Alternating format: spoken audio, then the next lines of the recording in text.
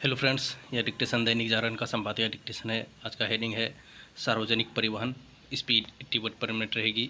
तो चलिए स्टार्ट करते हैं। स्टार्ट। केंद्र सरकार की ओर से शहर में सार्वजनिक परिवहन का नया ढांचा बनाने की कोशिश समय की मांग है।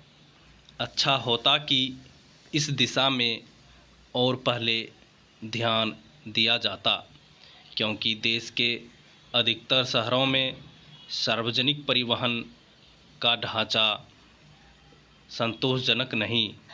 भारत के शहर उस सूची से बाहर हैं जहां सार्वजनिक परिवहन का ढांचा बेहतर है।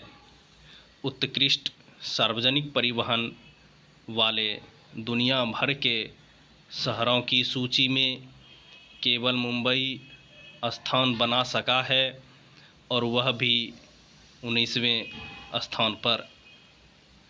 अच्छा होगा कि जिस तरह केंद्र सरकार सार्वजनिक परिवहन ढांचे की सूध लेने जा रही है, उसी तरह राज्य सरकारें भी लें। वैसे भी यह उनका ही प्राथमिक दायित्व है। सार्वजनिक परिवहन का अपर्याप्त ढांचा शहरी जीवन की समस्याओं को बढ़ाने वाला ही साबित नहीं होता, बल्कि वह ट्रैफिक जाम का कारण भी बनता है। यह सही है कि हाल के वर्षों में उन शहरों की संख्या बढ़ी है जहां मेट्रो सेवा संचालित की गई है, लेकिन राजधानी दिल्ली को छोड़कर अधिकांश शहरों में इस सेवा की उपलब्धता एक सीमित इलाके में ही है। इसके अतिरिक्त मेट्रो के विस्तार की एक सीमा है। इन स्थितियों में केंद्र सरकार की ओर से अगले 5 वर्ष में विभिन्न शहरों को 2 लाख इलेक्ट्रिक बसें उपलब्ध कराए जाने की पहल स्वागत योग्य है।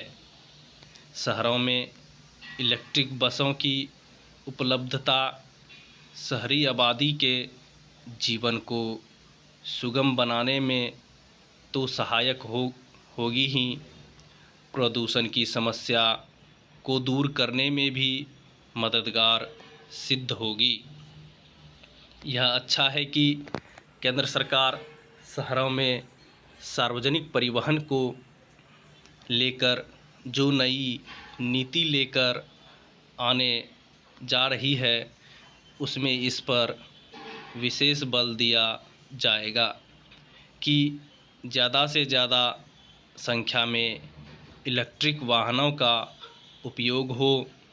इससे एक लाभ यह भी होगा कि पेट्रोलियम पदार्थों पर देश की निर्भरता घटेगी।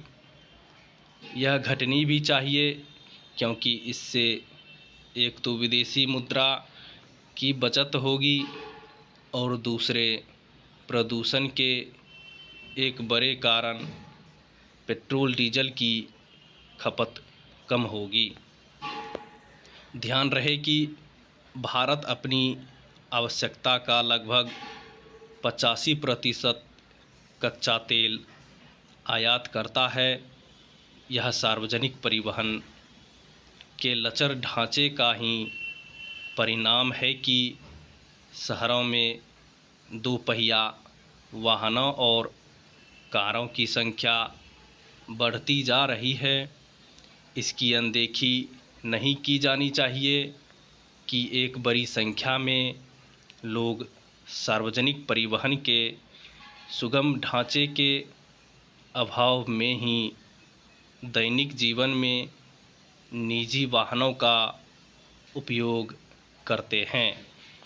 इसी कारण सड़कों की चौड़ीकरण करने और फ्लाईओवर, अंडरपास आदि का निर्माण करने के बाद भी शहरों को ट्रैफिक जाम से मुक्ति नहीं मिल पा रही है।